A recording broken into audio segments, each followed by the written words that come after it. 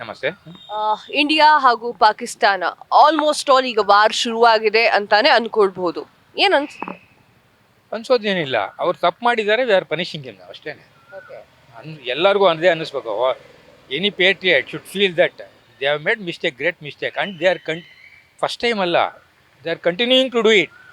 47-48ನಲ್ಲಿ start ಆಗಿದ್ದು, ರಜಾಕರ್ಸ್ ಎಂಟ್ರಾಗಿ ಇಲ್ಲಿ ಮಾಡಿದ್ರು, ಅಲ್ಲಿ ಪಿ ಒ ಕೆ ಹಿಡ್ಕೊಂಡ್ರು ಎಲ್ಲ. ಆವಾಗಿಂದ ಕಮ್ಯುನಲ್ ಕ್ಯಾಶಸ್ಸಿಂದ ಹಿಡಿದು ಜೊತೆಗೆ ಅಲ್ಲಿ ಉಳ್ಕೊಂಡಿದ್ದು ಹಿಂದೂಸ್ನ ಓಡಿಸಿದ್ದು ಇರ್ಬೋದು, ಕನ್ವರ್ಷನ್ ಮಾಡಿದ್ದಿರ್ಬೋದು, ಒಂದಲ್ಲ ಎರಡಲ್ಲ ಅಟ್ರಾಸಿಟೀಸ್ ಮಾಡ್ತಾನೇ ಇದ್ದಾರೆ ಅವರು. 47-48 ಪಾರ್ಟಿಷನ್ ಆದಾಗಿಂದ ಇವತ್ತು ಟಿಲ್ ಟುಡೇ ನಾವು ಟಾಲ್ರೇಟ್ ಮಾಡ್ಕೊಂಡಿದ್ದೀವಿ. ನಾವು 1971ನಲ್ಲಿ ನಮ್ಮ ಆರ್ಮಿನ ಸ್ಯಾಕ್ರಿಫೈಸ್ ಮಾಡಿ ಎಷ್ಟು ನಾವೆಲ್ಲ ಡಿಫೆನ್ಸ್ ಹೆಚ್ ಎಲ್ ವರ್ಕ್ ಮಾಡಿ ಡಿಫೆನ್ಸ್ ಸಪೋರ್ಟ್ ಮಾಡಿದವ್ರೆ ನಾವೆಲ್ಲನೂ.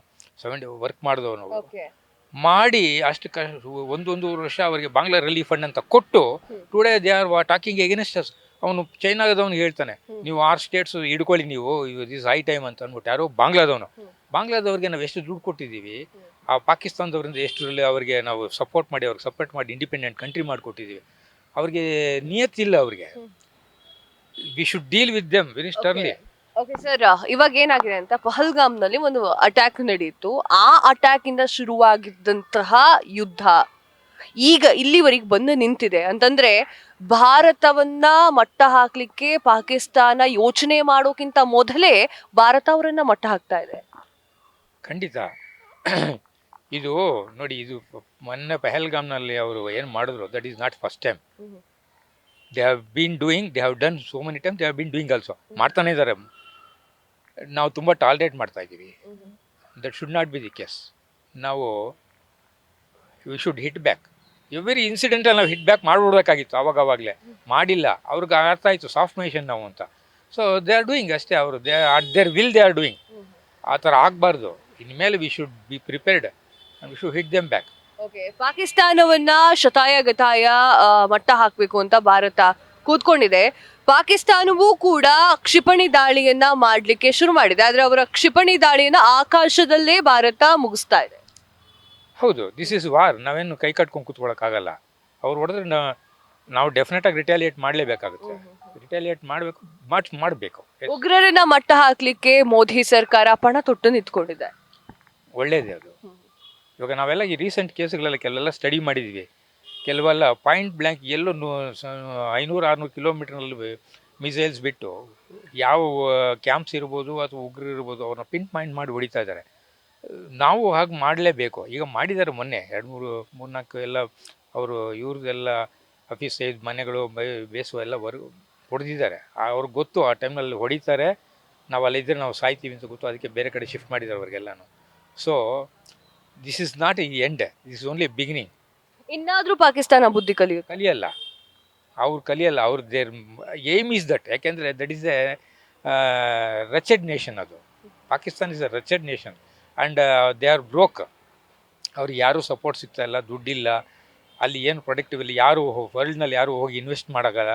ಆ್ಯಂಡ್ ನಾನು ಇಂಪ್ರೂವ್ ಆಗಬೇಕು ಅಂತ ಇರೋ ಮನುಷ್ಯ ಯಾರು ಆ ಥರ ಎಲ್ಲ ಕೆಲಸಗಳು ಮಾಡಲ್ಲ. ಅವ್ರು ಇಂಪ್ರೂವ್ ಆಗಬಾರ್ದು, ಇರೋರಿಗೆಲ್ಲ ತೊಂದರೆ ಕೊಟ್ಕೊಂಡಿರಬೇಕು ಅನ್ನೋದೇ ಅವರು aim. So that is why. And they are not good neighbours. Developing nations ನಮ್ಮ ಪಕ್ಕದಲ್ಲಿ ಇದ್ದರೆ ನಮಗೆ ಒಳ್ಳೇದದು. But this is wretched nation and this is not the end and this is not the beginning also. We have faced them many times, we have faced it. But ಒಂದೇನಂತಂದ್ರೆ, ಈಗ we should see that ಇವಾಗ ಹೊಡೆಯೋ hate ಹೆಂಗಿರಬೇಕು ಅಂದರೆ, ಇನ್ನು ಅವರು ತಲೆ ಎತ್ತಬೇಕಿದ್ರೆ 50 ವರ್ಷ ಬೇಕು. ಆ ಥರ ಮಾಡಿಬಿಡ್ಬೇಕು ಅವರಿಗೆ. ಸರ್, ಏನು ಅಂತಂದ್ರೆ, ಅನ್ಫಾರ್ಚುನೇಟ್ಲಿ ನಮ್ಮ ಪರಿಸ್ಥಿತಿ ಹೆಂಗಿದೆ ಭಾರತದ್ದು ಅಂತಂದ್ರೆ, ಅಕ್ಕಪಕ್ಕ ಇರುವಂತಹ ಚಿಕ್ಕ ಪುಟ್ಟ ದೇಶಗಳು ಕೂಡ ಭಾರತದ ಜೊತೆ ಒಂದಲ್ಲ ಒಂದು ರೀತಿಯ ಶತ್ರುತ್ವವನ್ನ ಬೆಳೆಸ್ಕೊಂಡಿದೆ. ಭಯ ಬೀಳಬಾರ್ದು. ಇಂಡಿಯಾ ಭಯ ಬೀಳಬಾರ್ದು. India is a big nation. 140 crores people ಇದ್ದೀವಿ. We're all with jawans. ಆಯಿತಾ? ಟೈಮ್ ಬಂದರೆ ನಾವು ಹೋಗ್ತೀವಿ ಬಾರ್ಡ್ರಿಗೆ. ಏನು ಭಯ ಅಂತ ಬೀಳಲಿಲ್ಲ. ಭಯ ಬೀಳೋ ನೆಸೆಸಿಟಿನೇ ಇಲ್ಲ. ಗುಡ್ ಎಕಾನಮಿ ಇದೆ, ಜನ ಸಪೋರ್ಟ್ ಇದೆ, we are a big nation. ಅದು ಚಿಲ್ಲರೆ ಜನಗಳಿಗೆಲ್ಲ ಎದುರ್ಕೊಂಡು ಕೂತ್ಕೊಂಡ್ರೆ ನಾವು ಬದುಕೋಕ್ಕಾಗಲ್ಲ. ಆ ಲೆವೆಲಿಗೆ ತೊಗೊಂಬರ್ತಾರೆ. ಅವ್ರಿಗೆ ಆ ಥರ ತಗೊಂಡು ಬರಬೇಕು ಅಂತ ಹೇಳಿ ಮಾಡ್ತಾ ಇದ್ದಾರೆ. But we should not succumb to it. We have to retaliate. ಹೇಗೆ ರಿಟ್ಯಾಲಿಯೇಟ್ ಮಾಡ್ಬೇಕಂದ್ರೆ ಸುಮ್ಮನೆ ಮುಟ್ಬಿಟ್ಟು ಬರೋದಲ್ಲ. ಮಕ್ಕಳು ಜೂಟಾಟ ಆಡ್ತಾರಲ್ಲ, ಹಾಗಲ್ಲ. ಒಂದು ಸತಿ ಹೊಡೆದ್ರೆ ಇನ್ನು 50 ವರ್ಷ ಎದ್ದೇಳಬಾರ್ದು. ಅವನು ನೆಕ್ಸ್ಟ್ ಜನ್ರೇಷನ್ನೇ ಬರಬೇಕು ಅವ್ರಿಗೆ. ಈ ಜನ್ರೇಷನ್ ಕಂಪ್ಲೀಟ್ ಎತ್ಕೊಡ್ಬೇಕು. ಆ ಥರ ಆದ್ರೆ ಅವ್ರಿಗೆ ಬುದ್ಧಿ ಬರೋದು. ಓಕೆ, ಮೋದಿ ಸರ್ಕಾರ ಯೋಧರಿಗೆ ಸೈನಿಕರಿಗೆ ಅಷ್ಟೂ ಅಧಿಕಾರವನ್ನ ಕೊಟ್ಟಿದೆ, ನೀವೇನು ಮಾಡ್ತೀರೋ ನೀವು ಮಾಡಿ ಅಂತ. ಸೊ ಇದ್ರ ಬಗ್ಗೆ ಏನು ಹೇಳ್ತೀರಾ? ಖಂಡಿತ ಒಳ್ಳೇದದು. ಇದು ಡೆಮಾಕ್ರೆಟಿಕ್ ನೇಷನ್ ಇದು. ಇವಾಗ ಅವರು ಮೋದಿ ಸರ್ಕಾರ ಕೊಟ್ಟಿರ್ಬೋದು ಅವ್ರಿಗೆ ಪರ್ಮಿಷನ್. ಅವರು ಪ್ರತಿಯೊಂದು ಈವೆಂಟ್ ಆಗಿದ ತಕ್ಷಣ ಒಂದು ಮೀಟಿಂಗ್ ಹಾಕಿ ಡಿಫೆನ್ಸ್ ಮಿನಿಸ್ಟರ್ ಇರ್ಬೋದು, ಪ್ರೈಮ್ ಮಿನಿಸ್ಟರ್ ಇರ್ಬೋದು, ಆ್ಯಂಡ್ NSA ಇರ್ಬೋದು, ಎಲ್ಲ ಕೂತ್ಕೊಂಡು ಡಿಸ್ಕಸ್ ಮಾಡಿ ಏನು ಸ್ಟ್ರಾಟಜಿ ತೊಗೋಬೇಕು ಅಂತ ಡಿಸಿಷನ್ ತೊಗೊಂಡೇ ಮಾಡೋದು ಅವರು.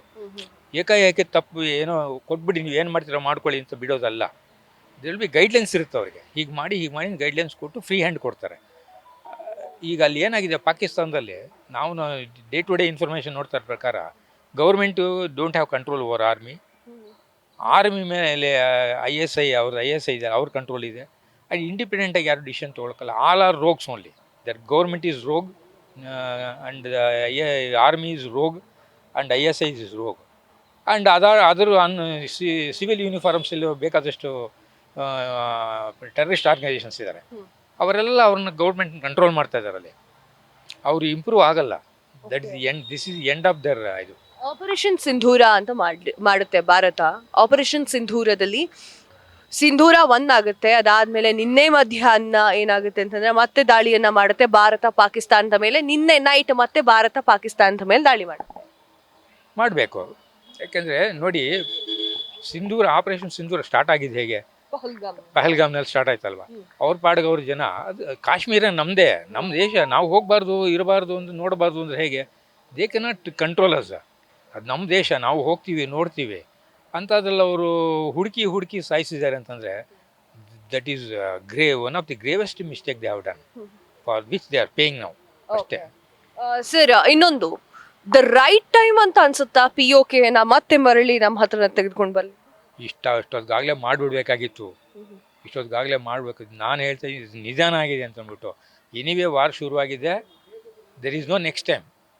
V should see everything is settled in this time. ಈ ಸತಿ ಎಲ್ಲ ಸೆಟ್ಲ್ ಆಗ್ಬಿಡ್ಬೇಕು. ಏನೇನು ಇಶ್ಯೂಸ್ ಇದೆ, ಯಾವ ಇಶ್ಯೂಸ್ಗಳೆಲ್ಲ ಸೆಟ್ಲ್ ಆಗಿ ಹೇಳಿದ್ನಲ್ಲ, POK ಹಿಡ್ಕೋಬೇಕು. ನಮ್ಮದು POK ಹಿಡ್ಕೋಬೇಕು. ಆ್ಯಂಡ್ ಅವ್ರು ಸರೆಂಡರ್ ಆಗ್ಬಿಟ್ಟು ಇವಾಗ ಯಾವ ಥರ ಹೊಡಿಬೇಕಂದ್ರೆ ಇನ್ನೂ 50 ವರ್ಷ ಆಗಬೇಕು. ಅವರು ನಾವು ಕಂಡುಬಿಟ್ಟು ನಾವೊಂದು ದೇಶ ಅಂತ ಆಗ್ಬೇಕು, ಆ ಥರ ಹೊಡಿಬೇಕು. ಎರಡನೇದು, ಆ 4 ಜನ ಯಾರಿದ್ದಾರೆ, ಆ 4 ಜನ ಹ್ಯಾಂಡ್ ಓವರ್ ಮಾಡಬೇಕು ಇಂಡಿಯಾಗೆ. ಅವರು ಅವನು ಹಫೀಜ್ ಸಯ್ಯದ್ ಸಲಾವುದ್ದೀನು, ಅವನು ದಾವೂದ್ ಇಬ್ರಾಹಿಮು, ಈ 4 ಜನ ಯಾರು ಹೊಡೆದ್ಬಿಟ್ಟು ಓಡೋಗಿದ್ದಾರೆ. ಅವ್ರನ್ನ ಇಮಿಡಿಯೇಟ್ ಸರೆಂಡರ್ ಮಾಡಬೇಕು. ಪಾಕಿಸ್ತಾನ ನಾವು ಸರೆಂಡರ್ ಆಗಿದ್ದೀವಿ ಅಂದರೆ ಅವ್ರನ್ನ ತೊಗೊಂಬಂದು ಇಂಡಿಯಾಗೆ ಬಿಟ್ಟರೆ ಸರೆಂಡರ್ ಆಗಿದ್ದಾರೆ ಅಂತ ಅಂದ್ಬಿಟ್ಟು ಲೆಕ್ಕ. ಅವ್ರನ್ನ ಪಾಡ್ಗೆ ಅವ್ರಿಗೆ ಪ್ರೊಟೆಕ್ಷನ್ ಕೊಟ್ಕೊಂಡು ಅವ್ರ ಪಾಡ್ಗೆ ಕಂಟಿನ್ಯೂ ಮಾಡ್ಕೊಂಡಿದ್ರು ಅವ್ರ ಕೆಲಸಗಳನ್ನ.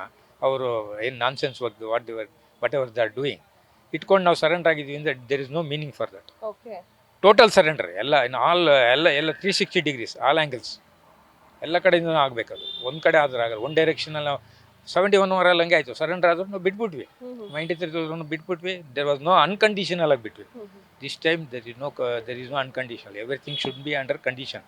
1971ರಲ್ಲಿ ಯುದ್ಧ ಆಗುತ್ತೆ. ತದನಂತರ 2025 ಆಗುತ್ತೆ. ಇದು as long as that country exist as our neighbour, it keeps going. ಯಾಕೆಂತಂದರೆ ದೇರ್ ಏಮ್ ಈಸ್ ಡಿಫರೆಂಟ್.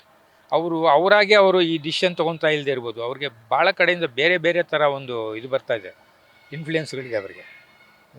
ಪೊಲಿಟಿಕಲ್ಲೇ ಅಲ್ಲ ಇದು. There are so many aspects for reasoning out for this war actually. ಕ್ಷಣ ಕ್ಷಣದ ಸುದ್ದಿಗಳಿಗಾಗಿ ಫ್ರೀಡಮ್ ಟಿವಿ ಸಬ್ಸ್ಕ್ರೈಬ್ ಮಾಡಿ, like ಮಾಡಿ ಹಾಗೂ follow ಮಾಡಿ. ಹೊಸ ಸುದ್ದಿಗಳ ನೋಟಿಫಿಕೇಶನ್ಗಾಗಿ ಬೆಲ್ ಐಕಾನ್ ಮೇಲೆ ಕ್ಲಿಕ್ ಮಾಡಿ.